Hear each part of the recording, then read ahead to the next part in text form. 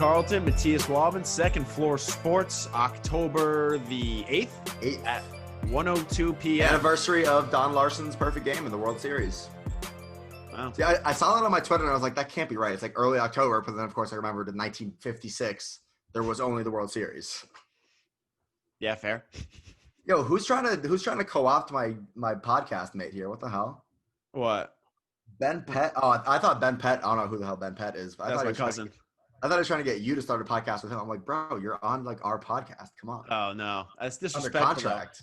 That's OD disrespectful. You're under. That's tampering. That's straight tampering. It's straight tampering. You're right. Okay, hold on.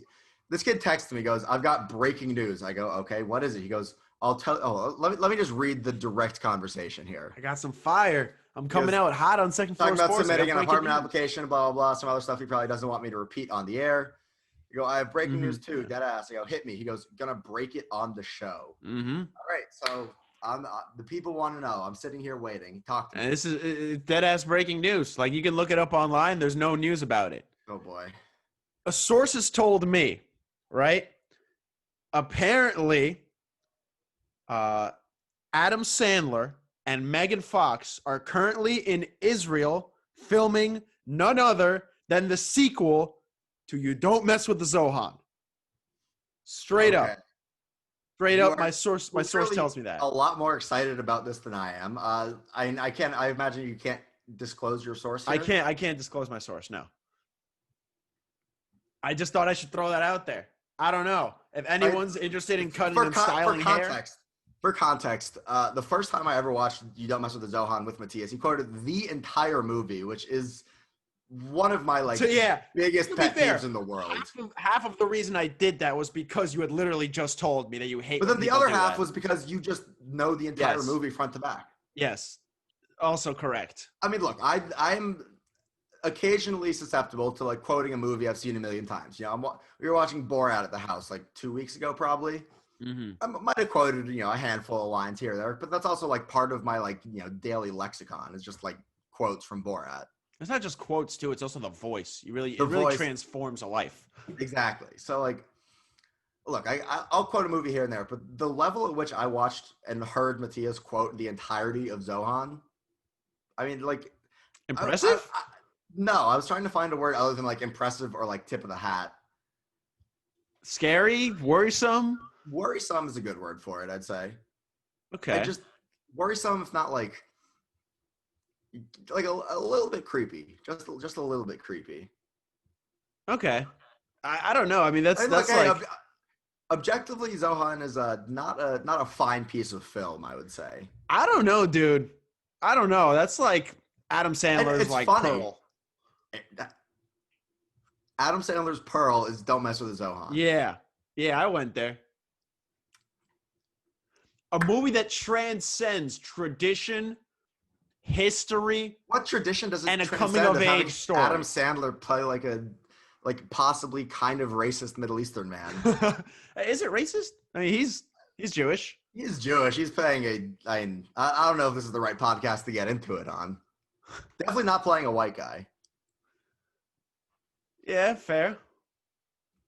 I don't know. This is not the podcast to get into it on. This is Second Floor Sports. This is not a movie breakdown.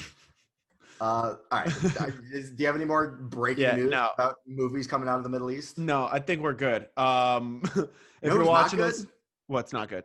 Tennessee Titans. The Tennessee Titans are the Miami Marlins of the NFL, and honestly, it might be a little worse.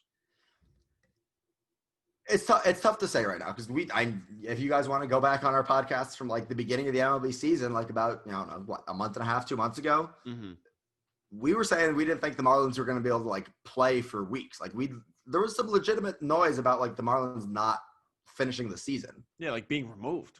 Yeah, literally being like temporarily like removed from the league. They overcame. We talked about this I think last week. Huge credit to like Don Mattingly, the Marlins coaches, the Marlins front office for keeping their players like bought in and engaged and trying to win baseball games because it was looking bad. It was looking really bad there for a minute. Yeah, it was looking real grim. Literally didn't think they were going to finish the season. And then with this whole Titans situation, I mean, I guess the question we got to start with is you and I both saw the same report about there being like, historic sanctions and punishments handed out to the Titans. A forfeit has been thrown out there, like forced losses. Mm-hmm. I don't think that should be off the table personally. What about you?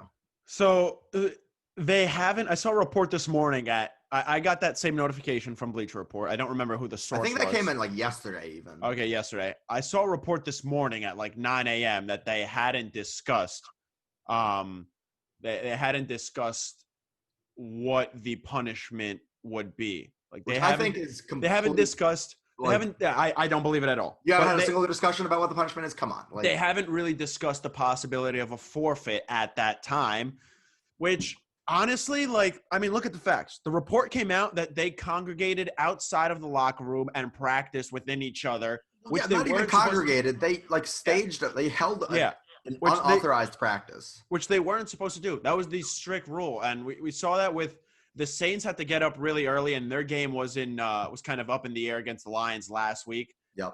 That issue happened with the Vikings. Yep, with the Vikings, because they were a team that was possibly exposed, and they got lucky and they didn't get exposed.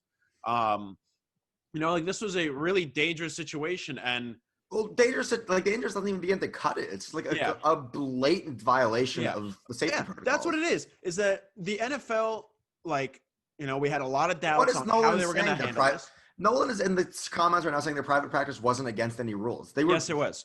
Yes, they were not allowed to practice. Yeah, they weren't allowed to practice. They weren't allowed to gather within each other as a team organization, and they weren't allowed to do exactly what they did. And look, I get it. You're probably you really want to practice.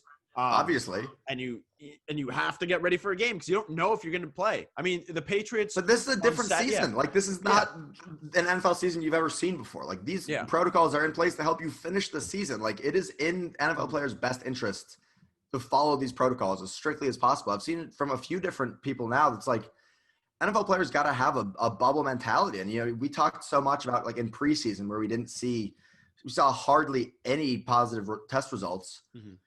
And what we were saying, not just you and I mean, we might be the two smartest sports broadcasters on the planet here, but like. No, we are. We are. Okay, cool. I was doing the math. Yeah.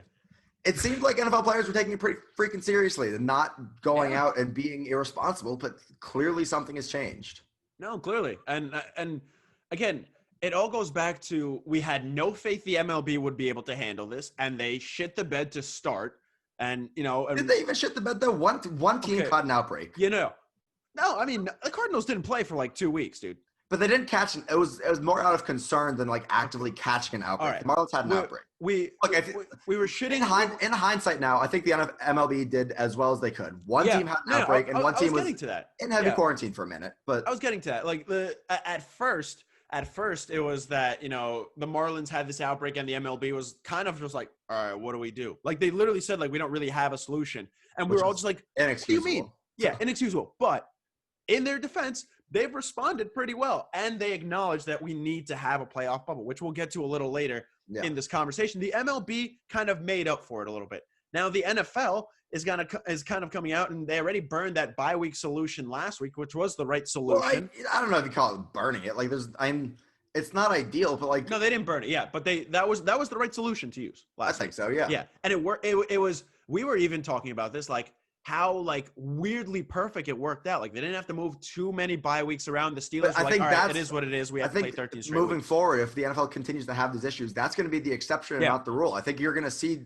I think the same way we talked about some MLB teams not playing a full 60.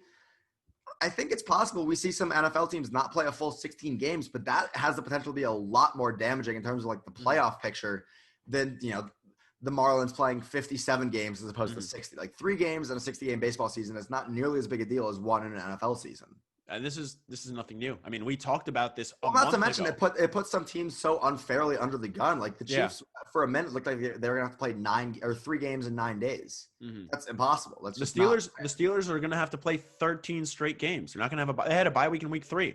Yeah, like it is what it is. Which I mean, is that really that big a difference from having a week 4 bye where you then play 12 straight games? Like I don't know. At least from our experience of covering our experience of covering like Ithaca I knew football. you were going there. I knew Okay. it. I know. I was thinking the same Yeah. thing. No, I mean we asked the both talked coaching about it. staff. We both know what we're talking about. Like We asked the coaching staff, it's like, would you rather have an early buy or a later buy? And they're like, we don't care. You know, last year they had a lot of new pieces on the defense, a really young team, and they had talking a new about Ithaca quarterback. or Pittsburgh. Ithaca, yeah, Ithaca. Of course. They had a lot of new pieces, and they're like, okay, you know, a week 4 buy is kind of nice. You know, get everyone settled. Well, that's what it was our junior year, which was perfect. Yeah. Now, much more convenient for us personally too to have that Yeah. little travel week in the middle of the season. But true.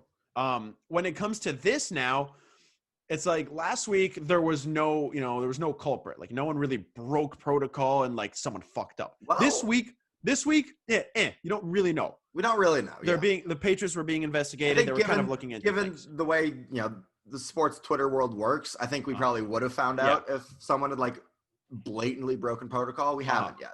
This week, I mean, there's video and there's picture of the Titans practicing when they weren't supposed to. Not only is it just like a blatant disregard for people's safety and for what you're trying to do as a league, like I don't know. Like you said before, it's not like out. It's not off the table for them to have to even if you're the Titans and you don't care about anyone outside your organization, you don't care about the general public, you don't care about the public health, you don't care about anyone. Mm-hmm. If all you care about is literally getting on that football field, you should still be following these protocols, right? Like you also should be concerned about like the public health and the general pandemic that we've got going on in this country. But like even if you don't, you got to follow these protocols. These are designed to get you to play 16 games. Yeah, and the Titans deservedly so have playoff aspirations. Like, very possibly could be a playoff team. We both picked them to make it. Probably will. They probably will be. I think it's fair to say.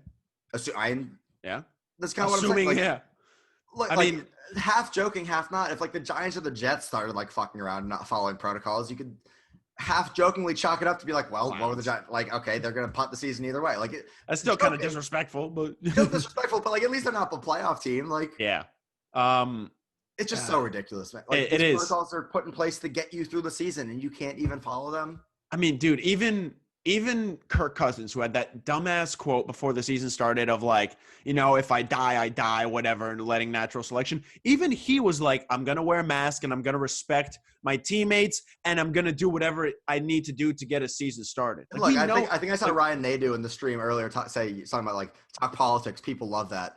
It's not a politics show, but getting into that, it's like, even if you think wearing a mask is like stupid and pointless, like, especially in the context of like NFL players, just wear it. Like, it's literally, you're being asked to do this to put the season on. So, I mean, we're talking about this. We don't really know what's going to happen. We're going to have to wait to see. But they're at least probably discussing a forfeit because this is directly correlated to if there wasn't a congregation in the team, the game might have been played this Sunday. And now their game against the Bills might be in question. I'm a commissioner of 2 different leagues, and I'm so tired of having to deal with this shit. Like, you and me both, man. You and me both.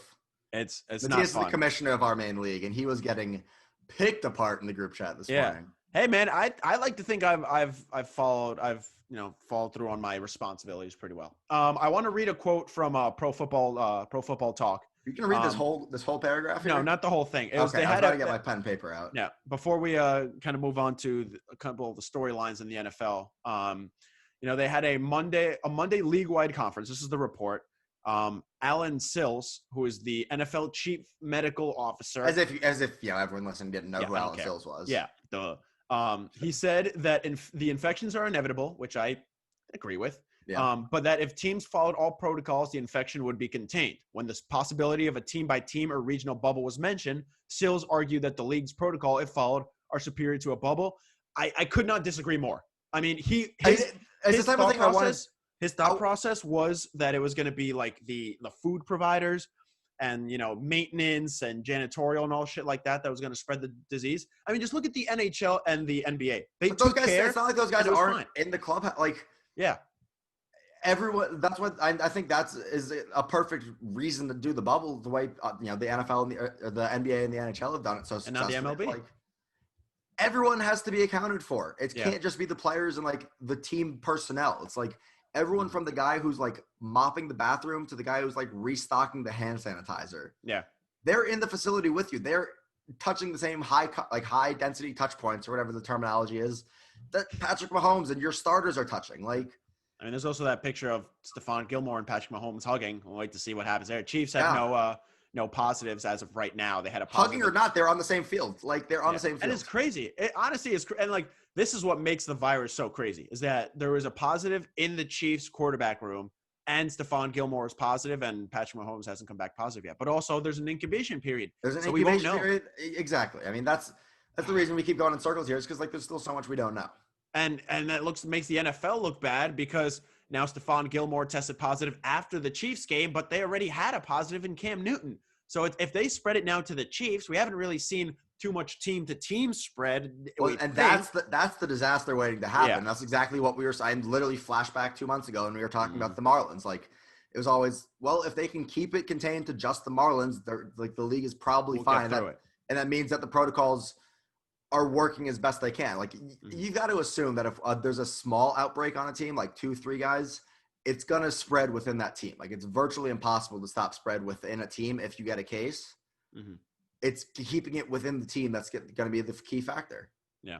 I'm interested to see if this happens with another team, because the Titans did already have to use that bye-week solution. I mean, they knew, and they strictly went against the protocols. I'm interested to see what they do to them. And if this were to happen to another team and they haven't used that bye-week protocol, if they're punished in the same way.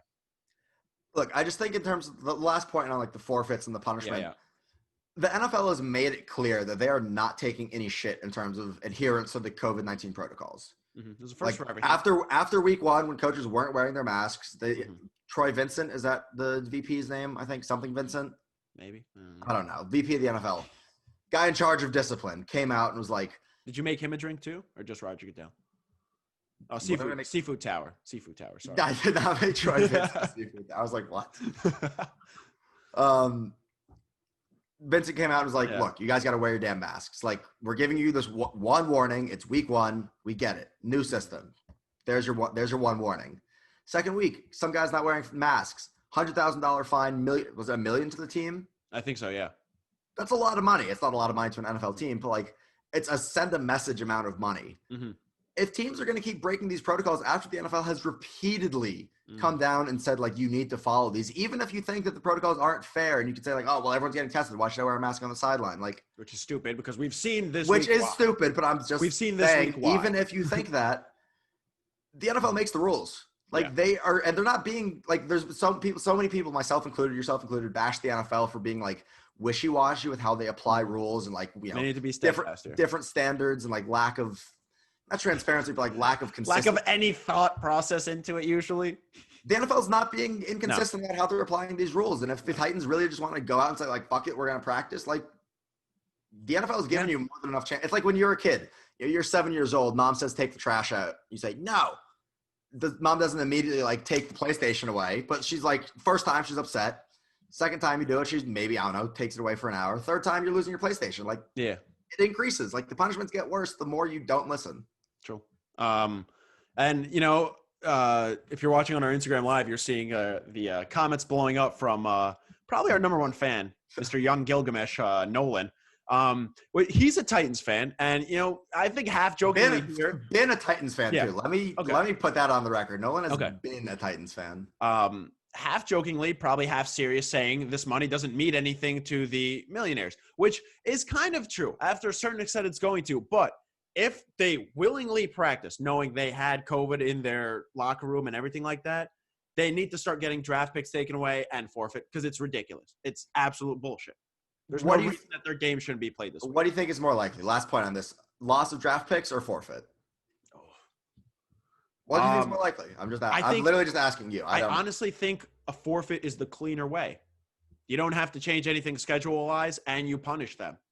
Well, I think I've got to agree with you there, because it's like, I don't know if it's a better way. But the Titans are fucking this up for everybody by doing what they're doing right now. This is not just their own issue. By potentially delaying another game, you fuck up the whole schedule. Mm-hmm. Like, it's crazy. You said it perfectly. I think that's the perfect way to say it. It's cleaner to just do a forfeit. We are not going to give our best bets of this week today. We're not basically. I just need more time to figure out my bets. Well, also, we got a lot to talk about. I was today. Looking. Who was it? Someone was like, "It's a rough week." Someone was like plus 12.5. What's like it was who's Ravens. Is it Ravens? Ravens Bengals this week. I think Ravens are plus 12.5. I was looking at it. I was like, and then there's a trap game too. I think the Chiefs are a 12-point favorite over the Raiders.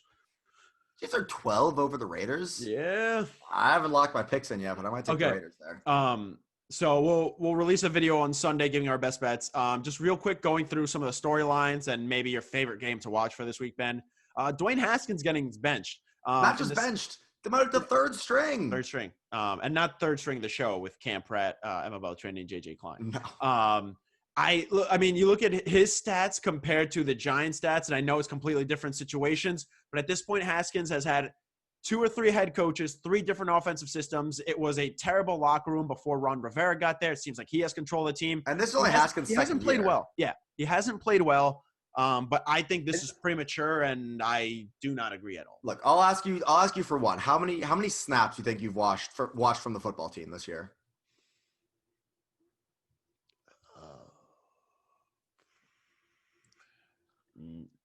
Actually, I'll say a good amount just because I try to watch full game highlights. No, because I try to watch full game highlights. Oh my God! Wait, you are absolutely full of it. No. Absolutely full of it.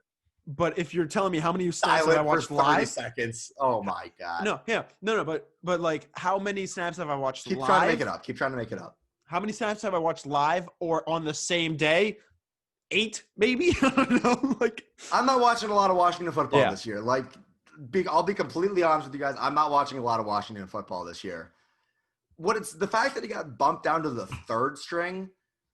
To me, that indicates Alex Smith, robotic leg, Alex Smith. That indicates to me that he must just have no clue what he's doing with that system. Yeah. Like, fair or not, and like I get that you want to like play your rookie quarterback, your second year quarterback.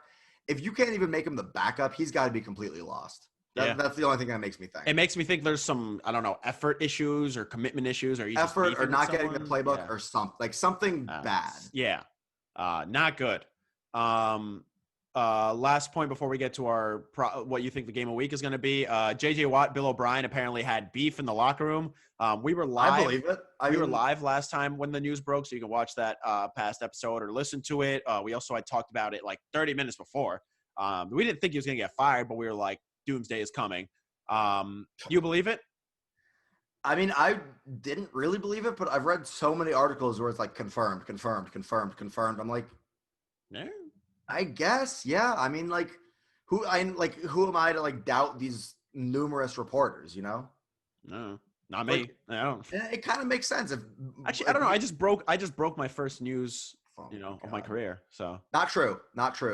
We broke the Cortica news. Oh, right. Yeah. Yep. Fair.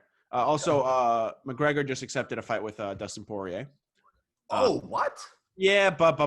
Oh, that's what that was. I like hold your horses. Like, we got to wait until they actually agree money-wise, and it really is going to go through with Well, I think McGregor wants to get back in. I think if McGregor's smart. Well, not if he's smart. He's not smart. I think McGregor wants to get back in the octagon, honestly. Yeah. I was thinking about this. I saw something on Twitter that was McGregor wanted to box someone again. It was Pacquiao. I don't think it was. Yeah, it was Pacquiao. Yeah, he was talking about a fight with Pacquiao.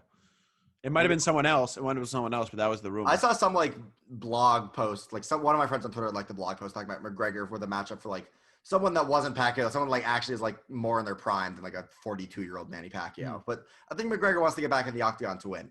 Anyways, not what we're here to talk about. Real quick, I kind of believe the Bill O'Brien, JJ Watt stuff. I think if someone's gonna like flip out and call out Bill O'Brien for his shit, it would have been JJ Watt. And so it's kind of like, preconceived notion, story that adds up. Yeah. I mean, JJ Watt is not what he used to be. He's kind of looked like a shell of himself this season. And, a lot of that is injuries, and he's been around a minute, man. Yeah. He's been around for a minute. He's got a lot of wear and tear on his legs and his upper body. He's had a lot of surgeries. But you don't cross JJ Watt. Well, no, he's the leader of the team. It's not about his on-field performance. It's about the fact that it's his team. All right, last point on the NFL here. Yeah. Assuming any of these games get played, you want me to go first? Or you want to go first? Yeah, you go first. What's your favorite matchup for this week? Assuming Buffalo, Tennessee gets played, I think that's probably the game of the week. I'm not confident that game goes down. Yeah, I honestly, it doesn't look like it's going to. My intriguing game of the week, and notice I said intriguing, not good. It's going to be Colts Browns. There's an undefeated. No, they're both 3-1. Yep. Yeah, they're both 3-1. Yeah. The Browns look really good beating a Cowboys team that is better than the record indicates, but might just be a mediocre team. The Browns' offense looks good. Their defense isn't good, but the Colts' offense isn't that good, and their defense is good. This is going to be an important game. I feel like whoever wins this game, you're like, yo, this team's going to make some noise here. Elliot actually just pointed out a great matchup. Steelers, Eagles. Don't really care game-wise, but that should just be fun. I don't – dude, that Steelers D-line might rack up like 12 sacks. Yeah, does that not sound fun to you? I mean, it does. The Steelers sacked the You don't want to Texans. watch Carson Wentz get knocked out of another game? Give me literally Jalen Hurts. Give me Jalen Hurts. All right, we're done. We're not getting knocked out of a game. There's nothing I want. We're done with the NFL. We're done with the NFL.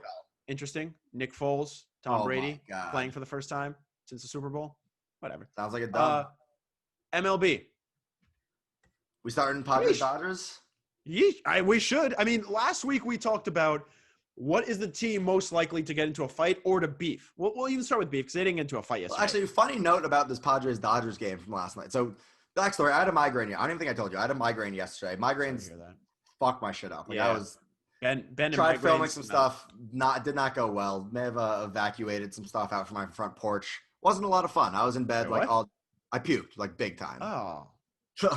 Not fun. I was like, what evacuated? Like so I was in bed after the Yankees game. Like I could honestly barely even couldn't barely watch the Yankees game because it was just ugly game to watch. But B, I was like getting a headache and I was like, all right, I gotta go lie down in bed. I'm like listening to some music, lights out. I see my phone lighting up. I got a text from my dad, the Jeff Passan tweet, and a text from another family friend saying, "Are you watching this Padres Dodgers game?" And I'm like, okay, fine. I'll put on this ninth inning. Mm-hmm. Glad I did. Really glad I did. And you missed some beef. You missed some beef. And I caught up this morning. On the recap. Yeah, I mean, I in all honesty, I got the beginning to middle half of the Yankee game. I didn't watch the end because I went on a bike ride for the first time in 2 years. It was great. I watched from the fifth inning on from the Padres Dodgers game. And it was good shit. First of all, I'll make my initial point on the beef between them. So back to what I was talking about before, we had talked about what team or what series are we going to see the beef from first. You said Rays Yankees. I could have sworn it would have been. I said A's Astros. Instead, it was Padres Dodgers. So for those of you who don't know what happened, Dodgers were up 4-1. Kershaw was still on the mound. He was cruising. We were like, okay, this game is not looking good for the Padres. Except for the fact when you remember that's Clayton Kershaw in the playoffs. Right. Sixth inning comes around. Machado leads off with a home run. Then Tatis follows it off. Yeah, follows it up, I think. Yeah. They go back to back. And you're like, oh, shit. It's 4-3. Then the Dodgers bullpen comes in. Blake Treinen comes in, hits a batter. Treinen, sorry. Hits a batter. You got to get out of here. They bring in Gratterall, who is one of my favorite relievers. Note on Bruce Dog Gratterall, dude throws like he's throwing BP, and it's just you saw the John Boy video too. Well, not even just the John Boy video. Yeah, his line is just just watch him throw, and it literally looks like you and me playing catch, but it's 100. But it's also darts. One of the best relievers. How do the Red Sox not want that guy? Oh my god, how do the Red I don't care if he's hurt, his physical's not super clean. Give me the guy that throws 100 like that every time. Talk about the Red Sox here. I'm just bashing him. Why not? He comes in. Tatis almost homers off of him, and Belly robs the home run. Sick play. It does it. Sick. A rob that's literally full extension, dead sprint to the wall, robbed it. Mm-hmm. Game was so awesome. We were worried about how this game is going to look without fans. It was such a sick game. I still do wish, obviously, we had fans there. There's just so many moments where it's can you imagine, the Yankees-Indians series? You imagine that? I know those games wouldn't have been at Yankee Stadium, but just imagine at a Yankee Stadium, any home team, anyone, yeah. And we said the same thing, and we're saying the same thing in the NBA. I mean, imagine the Heat come back and win Game 3. Jimmy Butler puts up that 40-point triple-double in Miami. That would have been sick. That also probably would have made things a lot easier for them in Game 4. You in Miami in American Airlines Center. Is that this would have been blowing up for. And now, or you have Game 5 in LA with a chance to win a chip, first one of the decade. But going back to this Dodgers Padres game, Yeah. Machado, when he hit that home run, if you guys haven't seen it, he didn't bat flip. He yossed it. He Tim Anderson did. He Chucked grabbed it. literally. He threw Crazy it. that And Tim Anderson has got like a move named after him now. it's pretty sick. He's what, 22? Is he younger than us? No, I think he's a little older, months wise or year wise. Oh, he's 27? 27. Oh, so he's a little older. Wow. I thought he was like 23, 24. Yeah. What? Anyway, you know, Maybe we're not the smartest. Yeah. Sick by Machado. He's yelling like "Vamos, coño!" Like if you speak Spanish, you know what that means. All sorts of foul shit. Yeah, like just yelling it, hyped up. Nothing wrong with it, right? You're allowed to do that. You're allowed to bat flip. Totally whatever. fine. Don't be butthurt if you're a pitcher. Don't give up a bomb. Literally, don't give up a bomb. Like it's that simple. Then Gratterall gets out of the inning, and Machado is yelling like fuck you," because Gratterall gets out of a big out. That I had a huge issue with. Throwing your hat, throwing your glove. That's what you do when you win the series. You're like the seventh inning. Even at the end of the ninth inning, I'd be a little bit more okay with it. You still got 2 more innings, bro. Like throwing your hat and glove. Belly robs the go-ahead run late in the game in the divisional round. You're hyped up. Like you do whatever the shit you want to do.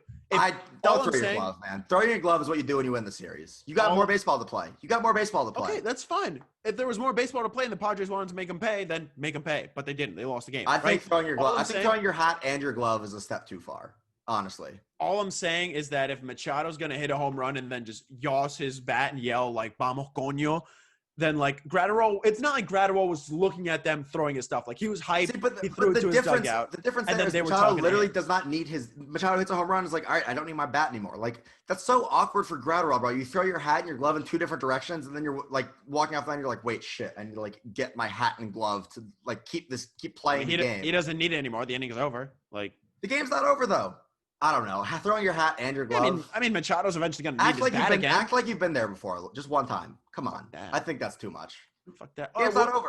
It's like imagine in hockey, a guy scores a goal and like chucks his gloves. Like by the same token, it's like remember the Padres basically had like a championship parade waiting for them when they got back and they won the wild card series. And what did I say about that? Yeah, and you did, but it goes. Every team does it. Like you should be allowed to do it. No, every team doesn't do it. You got to back your. I don't care. I don't give a shit what you do as long as you can back it up. If you have to get your own gear after the fact, you shouldn't be throwing it. Man. If you have to go get your own gear because the game's not over, you can't be doing that. Come on, Ben, you're such a shut up and dribble guy. Yeah, thank you, Nolan. Thank you. Clearly, you missed the first half of the show. Okay, so let's move on to I just don't. I don't like it. I'll go down on that one, bro. I don't like Gratterall throwing his hat and his glove. We can both agree it's a shame this isn't a 7-game series and it's a 5-game series, and it's also a shame that Clevenger isn't full strength. It is, and then Dinelson isn't there either. Still, yeah, he's not there. Your boy. Let's move on to actual series like their play. Ben, go ahead on the Yankees. I'll let you take this one away. I know you're going to talk about. I'll start with the Game 2 decision, the Davey hat like opener or whatever. I don't hate it. The Rays are such a platoon-heavy team, and like if you think you have a good shot at like getting them off of their usual platoon and kind of like throwing a wrench in their shit, go for it. I don't mind the aggressive play there. Looks really bad when J Happ gets lit up and Davey gives up a run in the first inning too. I don't hate it though. I think it's a risky move, but it's like it's the postseason. You got to take risks. Clearly, Davey didn't have. Maybe I don't know if the plan was to have Davey go 2. Clearly did not have his best stuff in the first inning. He wasn't getting tagged necessarily, but he wasn't putting anyone away. He had like 28 pitches in the first inning, I think. I don't know. I think if you're gonna do something like that, you would ideally want him to go a second inning because Jay Happ. But he clearly look. If you watched the first inning, you would have saw he clearly did not have his best. I know, but I mean, it's not like you were going to bring in J Happ and you were like, he has had a lot of success against this lineup. I mean, I think against lefties. Well, he was our best pick. He was lights out in September. I know, but. Cy Happ, bro. Cy Happ. Oh, stop. No, isn't it Mike Ford for Cy Young? That's like his Twitter handle or something like that. Or there's like a fan page I see that's always. It might be there are a lot of fan pages. I don't have the numbers exactly in front of me, but against lefties in the Rays lineup, which they had organized kind of their lineup and they shuffled it around. They were able to flip it after J-Happ. Yeah, they flipped it with that's the whole plan is to get the Rays to commit to that wave of pinch hitters in the second inning. Yeah, and that takes away a lot of the options that Kevin Cash likes to use later in games. It's not a bad move style. Like schematically, it's not a bad move. It just bad when J-Hap gets hit, and it's like yeah. all these coaches on Twitter are like, oh, obviously J-Hap doesn't have the splits. It's like that wasn't the concern. It was like, what are his splits versus lefties? The concern was like, do we think J-Hap can continue off of a strong September where he pitched really well? Mm-hmm. If J-Hap goes like 6 innings with a run, everyone's talking about Aaron Boone as the genius. I just think people are so quick to fault the results and not think about the process. I don't hate it. I wouldn't have done it. I just think it's a Yankees team that does not have the pitching depth that the Rays have. I think you just tried to outsmart a smart team. Well, I think that's what you have to do. I don't want. If I'm a Yankees fan, the Yankees too is like. But it comes down to what it just comes down to for me is I don't want Jordan Montgomery starting Game 4, which is an elimination game now. That's nothing to do with it though. That's kind of the only option. Who else it's are you not. gonna start? Bullpen game? It's not. I mean, if you it like, really is. Who else are you gonna start? Tell me who else you're gonna start. No, I would have maybe considered going Montgomery in Game 3 instead of J-Hap, or of those three, you have a more reliable. Game 3 or Game 4? In Game 3. And then pitch Tanaka Game 4? No. You gotta throw Tanaka Game 3 after you lose Game 2. No. The Hap Davey game was Game 2. Tanaka was Game 3 last night. Right. Mixed up my games. What I'm saying is, if you know Tanaka's going to go Game 3, and you have an option of J-Hap, Davey, and Montgomery, of those three, who do you trust the least? It's Montgomery or is it Davey? Montgomery probably, but like. So you don't have Montgomery. I don't love Davey or Montgomery going in a playoff game. I would trust Davey a little better. I think he's just a better pitcher, though. I know. It's really splitting hairs, but it's really splitting hairs, and it's hard. I don't it's want hard not to. Pitching. Yeah, like you don't want to live in the past here, but like if the Yankees have James Paxton, this is an entirely different series.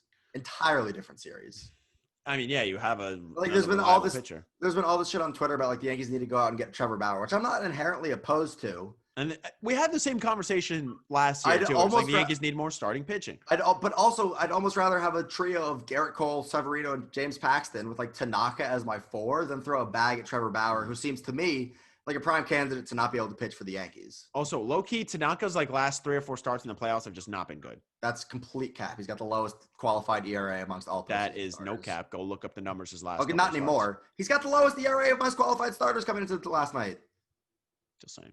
He's the lowest qualified ERA. What more? Like, what do you mean? Just saying. Look up his last couple of playoff starts. Look up his lowest qualified ERA. He's a fraud. He's a fraud. What's fraud about that? His lowest qualified ERA. All I'm saying he's a fraud.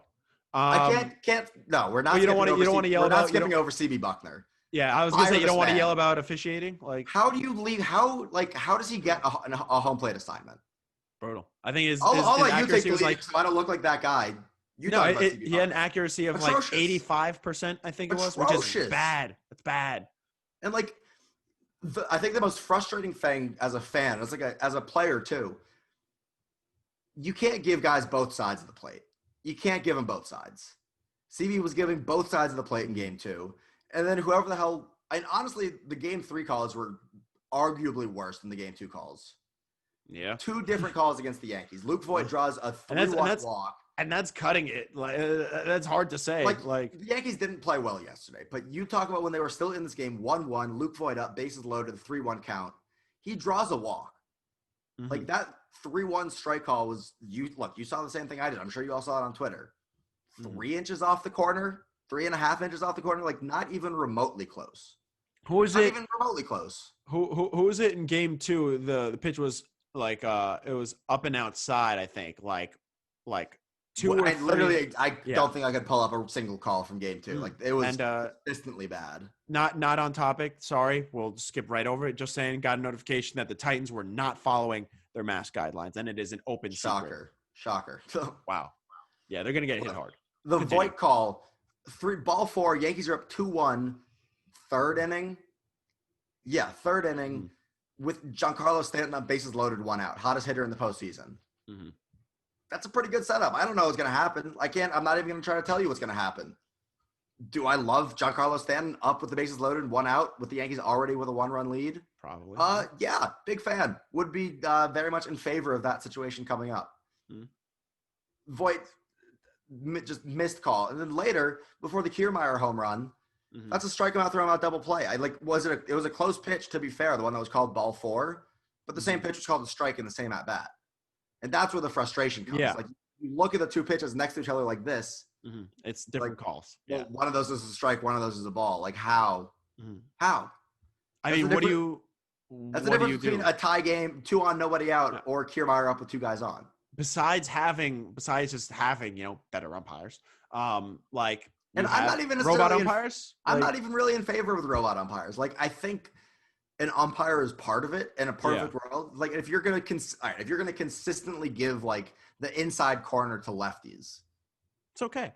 Give the inside corner to lefties all night long. Just be consistent with it. Like the way CB Buckner was just giving every corner all over the place the whole night long. It's like that's not a strike. Like, there's a strike zone for a reason. Yeah.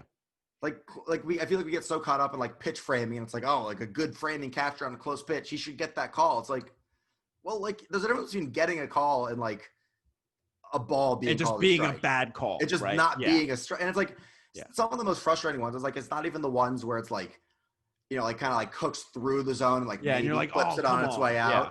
It's like I think it was the one. No, it was the up and out one you were talking about. I forget who it was. Like, it just wasn't a strike to begin with. Yeah. Like, it started out and it stayed out, and they still gave him the call. Like, come on. There's a huge difference between just like, again, getting that call and it just straight up being a ball. Like, there's no way around it. It's just ridiculous. Like, the Yankees didn't play well. Like, I'm not going to say the umps are the reason they lost this game. Like, the Yankees were missing pitches. I didn't think Charlie Morton looked good at all in the first 2 or 3 innings. No, he didn't. Yeah, like they were really uncomfortable. There were 2 pitches that stick out to me. There was 2 like belt, maybe a little higher than the belt middle fastballs, one to Stanton, one to Voit, that they both just swung through. Mm-hmm, yeah. I'm like, if they square those up, those are going 500 Stanton feet. struck out his first time up, I think. Like, grounded out. He struck out 1 time, I think. I don't remember.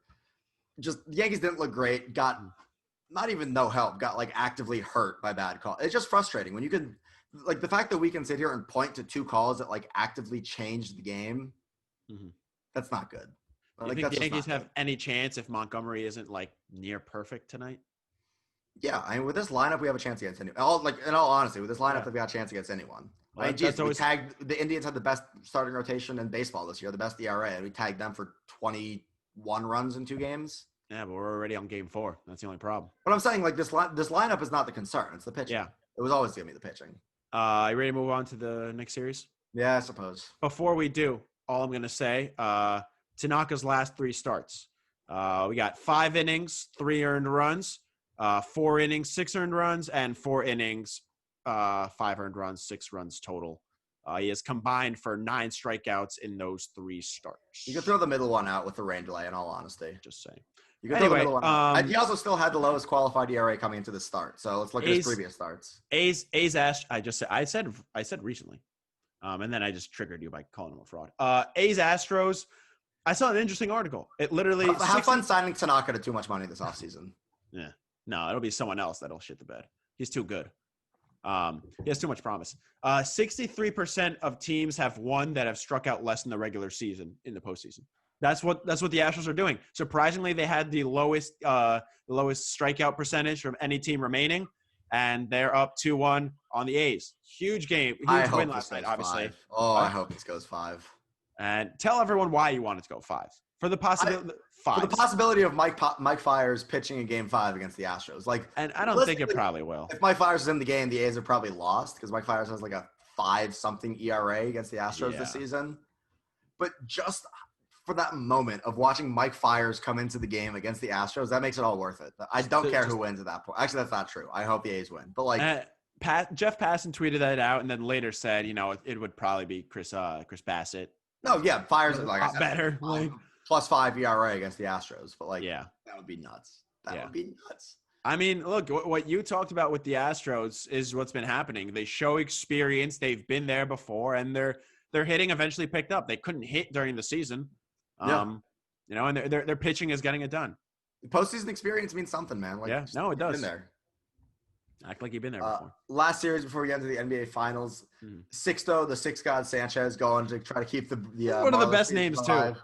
Sixto Sanchez. Well, he came over in the Real Muto deal. Yeah, Six God Sanchez. That's one of those rare deals that looks like it's kind of a win-win for both sides. Yeah, well, that's given both teams missed the playoffs, but like, That's the beauty of baseball. I mean, you talk about an NFL deal or an NBA deal. It's draft picks that eventually you'll know what the result is, right? You'll be able to Draft judge picks are it. so hard in Yeah. Major League Baseball. But Though. like, It's like, but yeah, no. But I'm saying like in any other sport, eventually you're gonna know if it was a good deal or not. This baseball could take like 6 or 7 years sometimes, and you well, might not the even thing know. you got to remember about Sanchez is he's so young.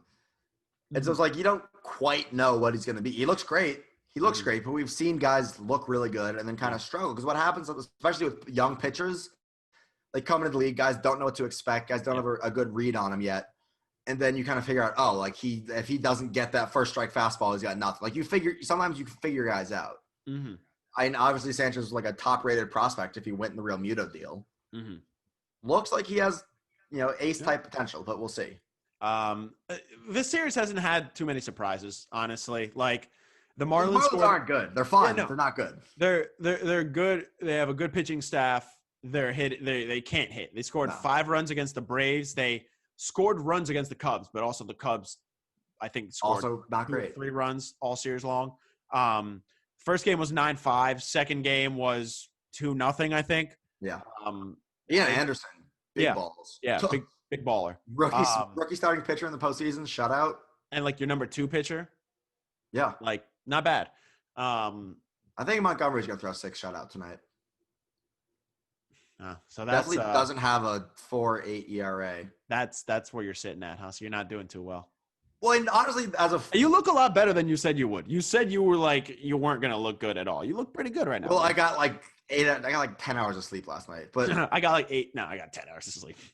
What I was gonna say, as speaking strictly as a fan here, if the Yankees were gonna win this Rays series, they were gonna need some guys to like play above expectations. Yeah. This is prime time for Jordan Montgomery to pitch out of his goddamn mind. And then I've got to assume it'd be Cole in a game 5. Good sports day today too. Argentina. I don't know.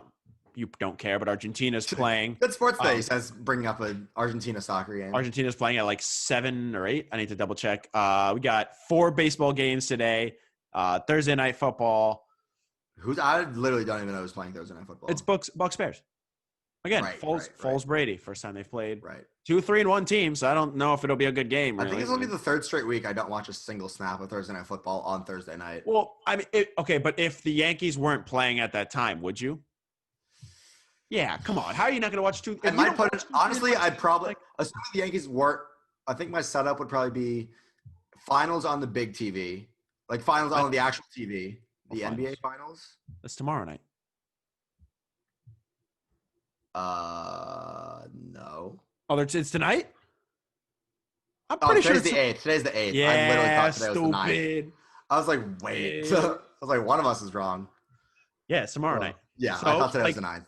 Like, you gotta watch. That's actually mad annoying. ESPN literally has it like in the bar like it's today. Yeah. Yeah, you're telling me it's what are you doing, ESPN? What are you doing? I don't have work. I don't have work today. I have work tomorrow. I have a game at 8 p.m. tomorrow, and the finals start at 9. I hate that, actually. If I can just rant for a second. Oh, boy. Homepage of ESPN has Lakers Heat as if it's like the main game tonight. Nowhere on like the little bar does it say October 9th. That's dumb. That's really dumb, ESPN. What are you doing? Anyways. Yep. Yeah, no, I'm fine. Let's talk about it. LeBron's really going for ring 4, man. Like, yeah, it's crazy. And I don't know. I don't know how many adjustments the Heat have left. Like, well, look, you and I both said this on Monday. The only way Miami wins this series is if Jimmy Butler has like the series of his life. He's having a great series.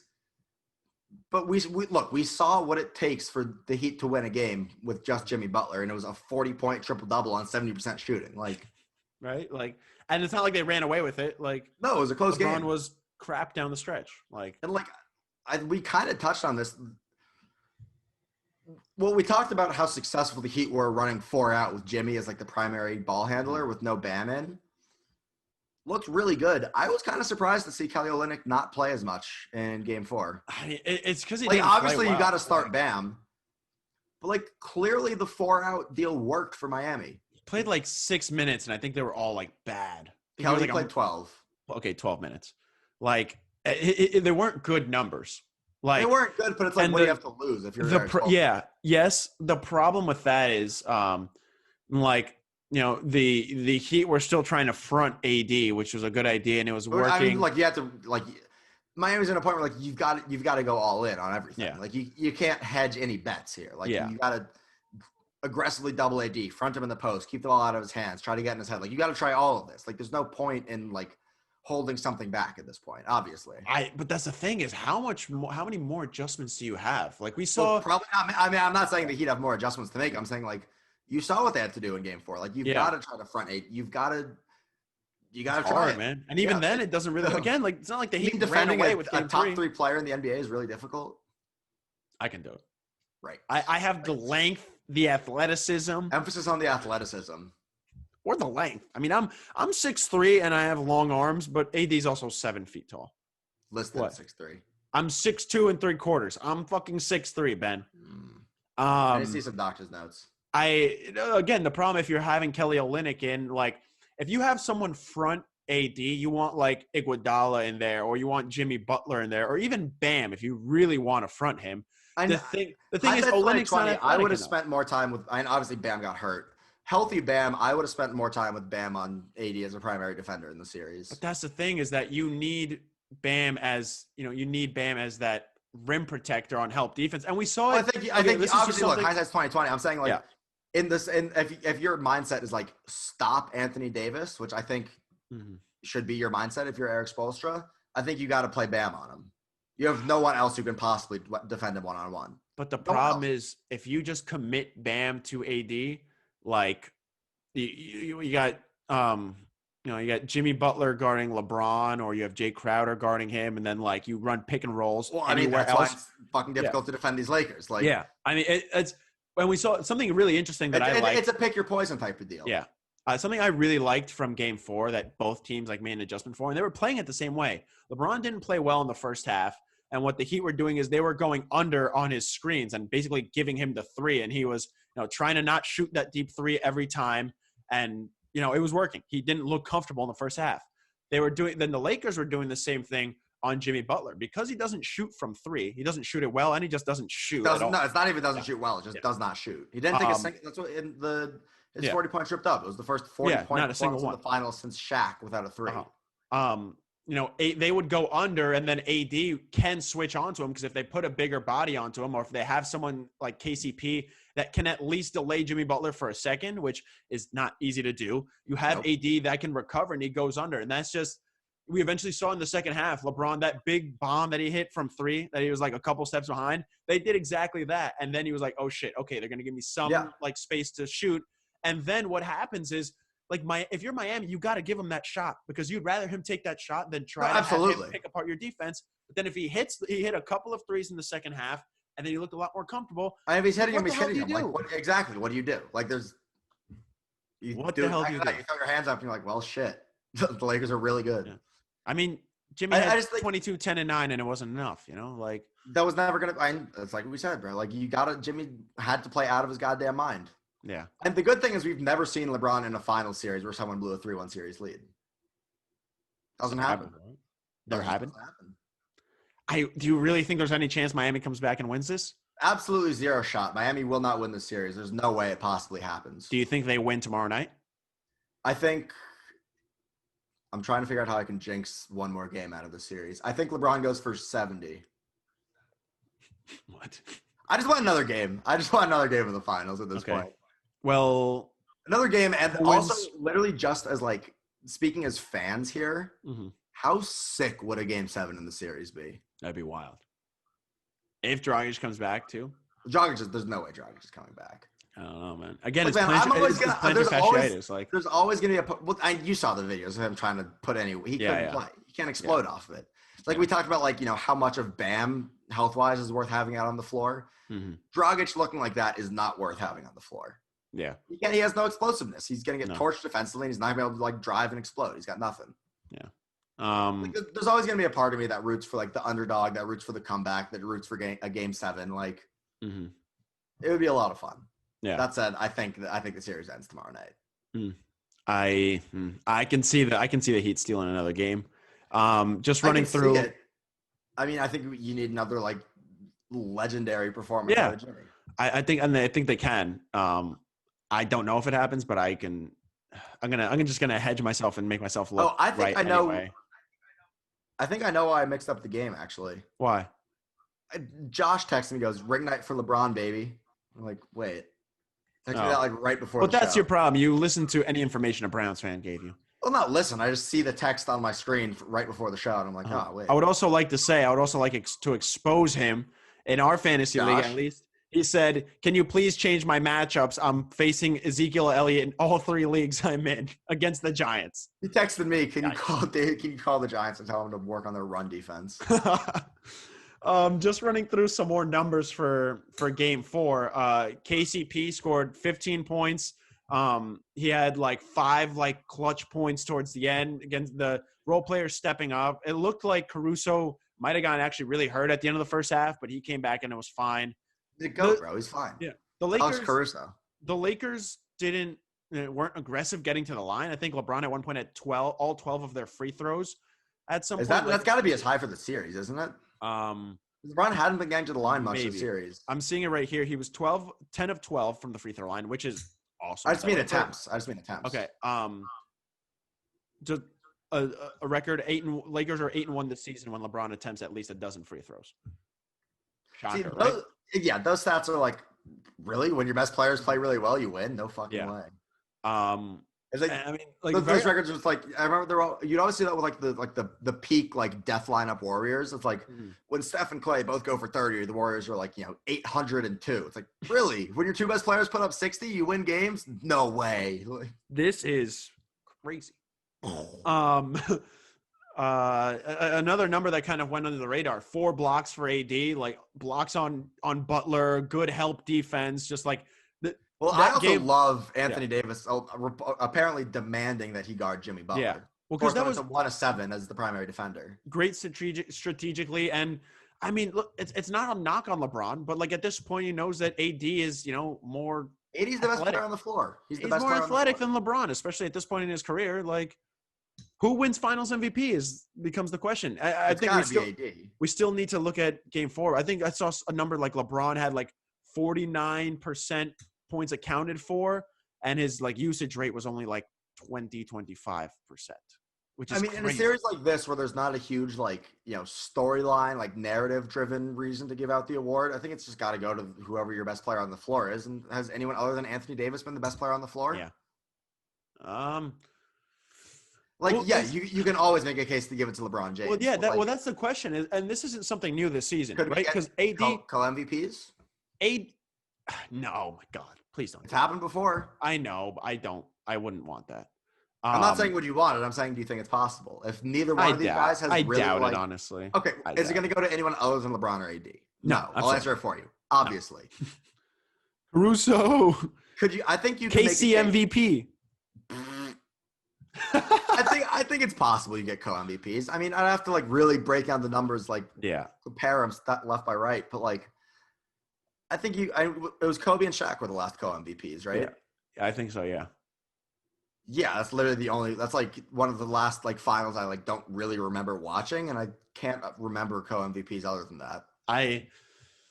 This is the question we've had all season long with the Lakers: is AD might be the best player on the Lakers, but LeBron is probably still the most important.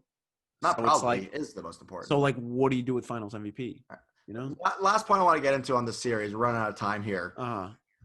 Assuming Miami loses tomorrow night, they've got to be looked at as like title favorites out of the East next season. Well, right? Probably. I mean, they're definitely top 3. Like, I think the Bucks are still right there. The Bucks are right there. Depending on what the Sixers do, they're close. The Celtics. You want to talk about fraud? Do you want to talk about fraud? The Close. Philadelphia 76ers. They're probably within the top. They're top 5 odds wise. The Raptors, if they can piece something together, still. I mean, they were right. I think the right there. Look, unless the Raptors come out and are like, oh, there goes our live video. Unless the Raptors go out and like do the same thing they did last year, where they just play like way better than what they should. Just pure star power wise, I don't know how you can put them ahead of like any of Milwaukee, Miami, Philly. Not fair. But I mean, look at that series against Boston. If Siakam is like 50% of what, if Siakam was 50% of himself, right? Like, I think we're trending towards Boston, Miami being like the matchup in the East. Miami's only going to get better next season. I agree, but maybe the Bucks Bam's can make young, some Hero's moves. young, Duncan Robinson's young. Mhm. Iggy's getting older, but like you're not getting. What do you? You're not asking for a lot out of Iggy. Yeah. You what? 10 productive minutes. and he Jimmy's can under be a good contract for defenseman? years, isn't he? Yeah. What's Jimmy's Yeah. contract? He's just signed the max deal. Yeah, exactly. It's not a trade. Yeah, that's what it's trending to. And I mean, it's not like look, Miami was one of the top destinations anyway. Like they're in Miami. It's Pat Riley. It's Eric Spoelstra. You have a franchise that it's. I think you and know now where it's I'm even going. better. I think you know where I'm going with this, but you've seen the Strip comparisons. clubs. No. No. Miami being a top free agent destination for a potential MVP candidate coming up soon. Oh, Giannis Antetokounmpo. Yeah. And have you seen the comparisons between Giannis and LeBron's career, like year-wise? Yeah. Like. Yeah, That that's would good. be It's something. got to be a team he's looking at. They at would. this point. Can you imagine a defense with Bam and Giannis? For the sake of the rest of the league, I really don't. They would allow like 40 points a game. Or imagine you can swing some sort of sign-in trade and you get Giannis on Toronto instead of Pascal Siakam. Or you get them both. ¿Por qué no los dos? All right, Giannis to Miami, yes or no? If he leaves Milwaukee, he's the favorite. Giannis to Milwaukee, yes or no? Or to Miami, yes or no? What do you mean yes or no? I mean yes or no, not if. I mean yes or no. Is he going to leave? Will Giannis sign with Miami when he's a free agent? Yes or no? This upcoming free agency? I don't think so. When he's a free agent, yes or no? I don't think so. Give me a yes or a no. No. Okay. I'm saying yes. You're saying yes? I think if there's enough shown this season, I think he probably signs like a 1 or 2 year deal. And then if it's still not good after that, he's like, I think I think Milwaukee trades for CP3. Oh, so now you're aboard the bandwagon, huh? It only took a couple episodes. From like 3 weeks ago. It only took a couple playoffs. Only took a couple of episodes. Took from 5 episodes ago we were having this conversation. I don't know, dude. We crank out like 18 episodes a week. I could literally find which episode this is in, but I'm not going to. Just saying. You bashed me for a little bit. If I can make my point, yep. They trade for CP3. I think it robs them of their depth. I think they get fleeced for CP3 because they have no leverage. I think OKC can go out and be like, all right, you want CP3 or you want Giannis? Take your pick. Well, any return really is like a good return for them at this point if they're really trying to go into somewhat of a rebuild. Like, I think they get signed. They make the trade for CP3, doesn't get them a chip. Giannis is out. Goes to Miami, and just the parallels would be so funny. Dude, that would suck for Milwaukee. You trade for Chris Paul, and then all of a sudden he's the only guy there. Yikes! That would suck. Also, we didn't talk about Doc Rivers then going to Philly. That was from last week. Oh, true. Yeah. That was from last week. I don't think there's that much to be said. There's too much goddamn news going on in sports right now, man. I can't keep it fucking straight. I don't think there's too much to be said, but you have an established coach going there. I don't hate it. So does that mean D'Antoni's going to fucking the Clippers? Maybe. Unless they hire within. They've already said. Do they promote Ty Lue?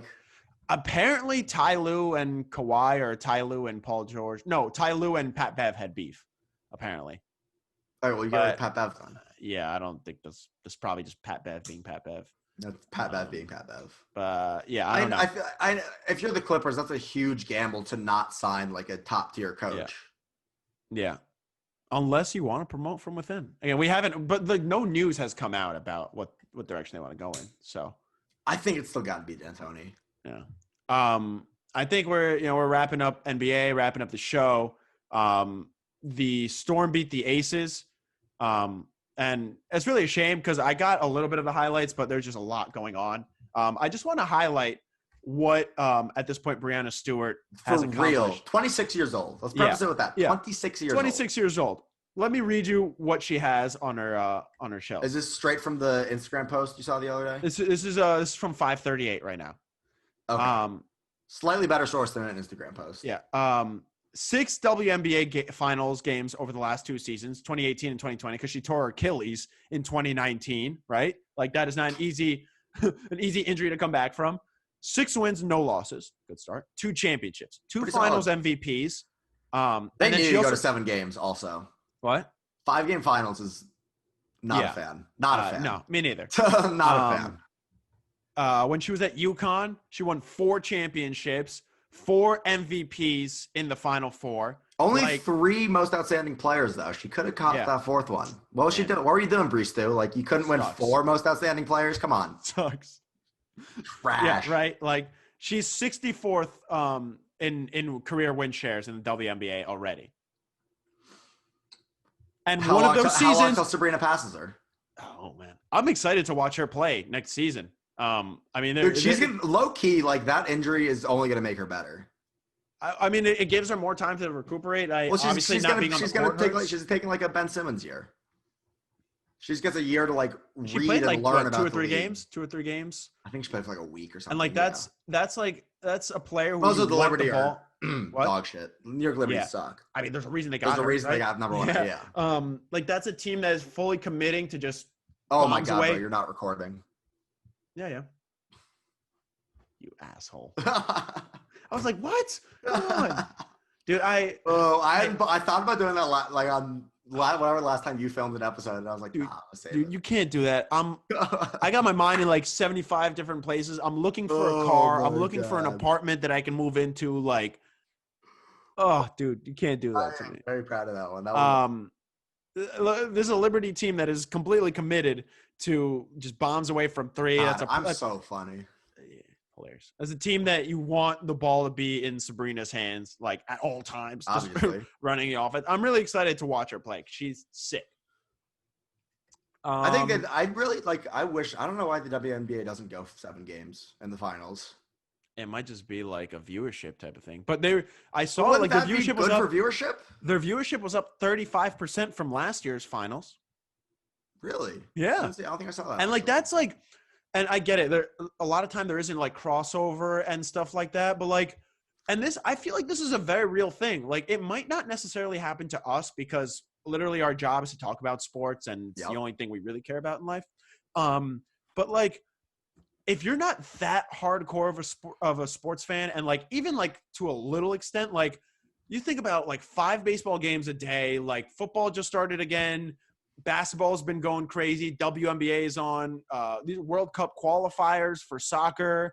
Like tennis just had the French Open. They're still playing. Like it's good play. The list goes on and on and golf, on and like on. I don't watch golf, and there's a lot of golf going on. I've low key been getting into golf lately. I need like to. lowest of keys. I've been getting a little bit into golf. Hockey just finished up too. Like how many games of the Stanley Cup Final did you watch? No. Watch live. I mean, I've watched a couple of minutes of 2 games.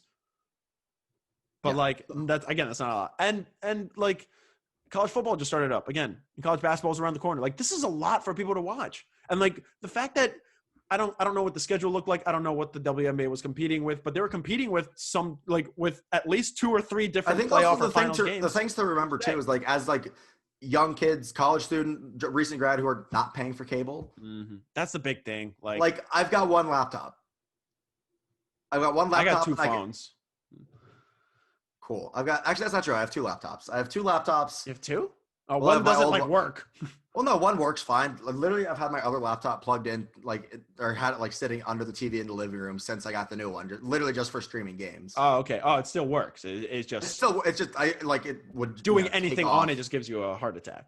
Well, the thing now is I don't know how badly the processor's spinning when I'm watching a game because I don't have it on my lap, just incinerating my thighs. Yeah. Like the episode of The League where Ruxin has to go to the doctor for his injured swimmers, quote unquote. Yeah, it's like that's what my laptop's not too hot right now.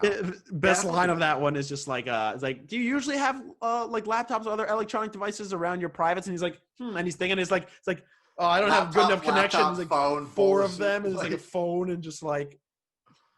Oh man, league. What a show! If anyone involved with the creation and or production of the league is watching this or listening to this, come on the show. You've got the invite. Like the amount of times I have the collusion GIF saved in my notes for easy access. Collusion. And you're really bad at sending GIFs. I don't know why. I figured it out. I've gotten better at it. Every time you try to send it, it's just like the little box or it's just a link. Yep. And it works sometimes. In my internship last summer, JB Smoove came in and I asked him about the Vapora Sports, and he was like, "Oh, I'm glad you liked that episode." I was like, "This is the only thing I care about right now." That was funny. Definitely favorite internship interaction of mine was definitely Dante Jones just telling me about what happened with the finals parade in 2016 with the Cavs. That was just Mine unbelievable inside information. Mine was probably, hey, Doug, here you go. Here's the read you have to do. They said to do it before, when we come back from the break. Doesn't answer. I'm like, no, not even like nod his head at me. I'm like, okay, here you go. I'll leave it right here. Was it better than him losing your key card? No, yeah, and then literally later in the show going like, hey, intern, like, can I borrow your key card? Like, I lost mine. It's like, bro, are you? He lost my key card in his Tesla. Got it back. Like, literally, oh my God. Oh, what a dick. We did so much quality work at Fox Sports Radio. I mean, I don't regret it. It was fun. It was fun. But the thing I always mention, I was talking to one of my friends about this because like she goes to what's it called? The communication school in Boston. Really good communication school. Completely blanking. Emerson. Okay, yeah. Goes to Emerson. She's thinking about trying to figure out a way to like go out to LA for a semester if she's like allowed out there through her school. And she's like asked me what I thought about my Fox Sports internship, and I'm like, it was fun. Like the unpaid side sucked obviously, but it's like we like didn't deserve to get paid for what we did. That's the thing. I don't think we really did. I wish we got paid, but I'm like, if you want to pay me for like copy and pasting audio and writing like a 4-sentence podcast summary, be my guest.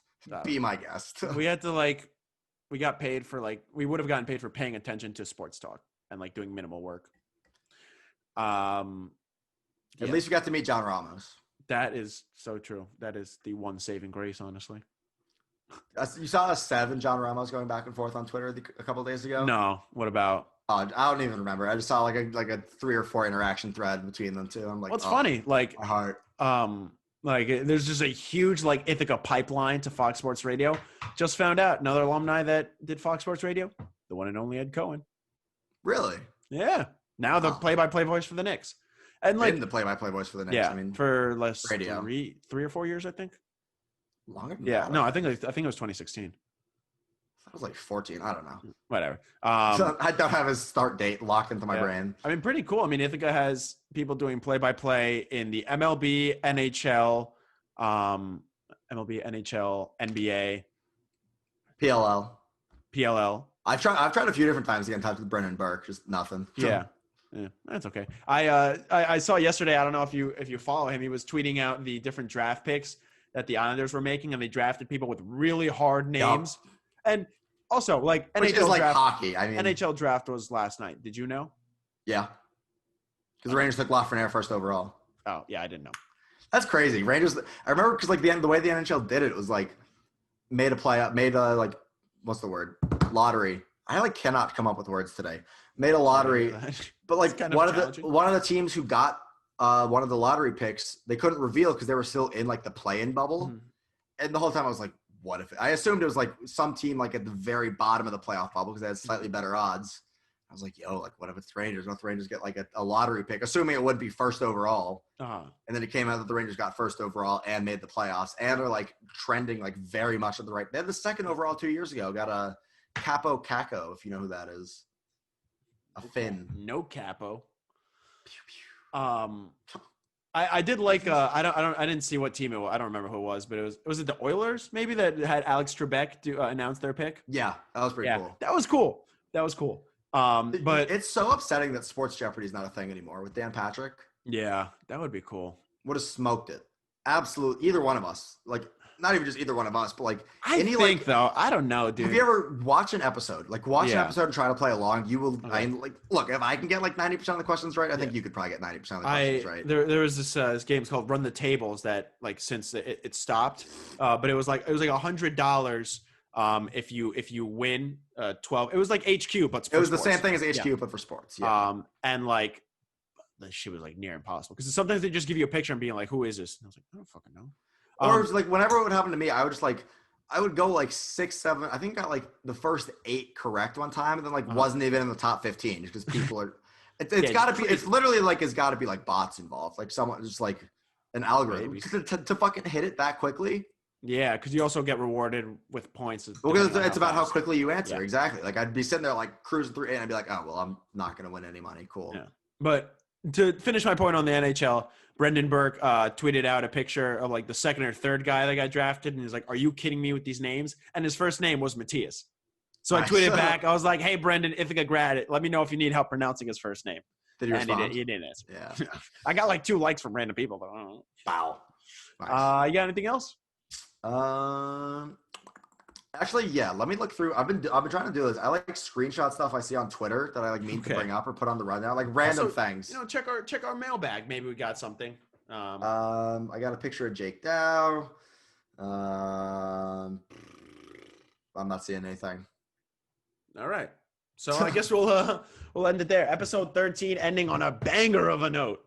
We'll be back on Monday, but we'll have some videos up on Sunday and before then with our best bets. What the hell is going to happen with the Titans? All that good I'm jazz. going 3-0 this week in best bets. I'm just telling you right now. I'm 5-0 and you're 1-3. Yeah. So I'm we'll see. 3-0 this week. It's a tough week. It's a tough week for bets this week. You can follow us on Twitter at Ben_Carlton1, right?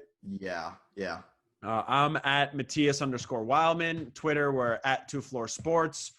Instagram at Second Floor Sports. You can find us on YouTube, Spotify, Apple Pods, wherever you get your podcast. Breaker.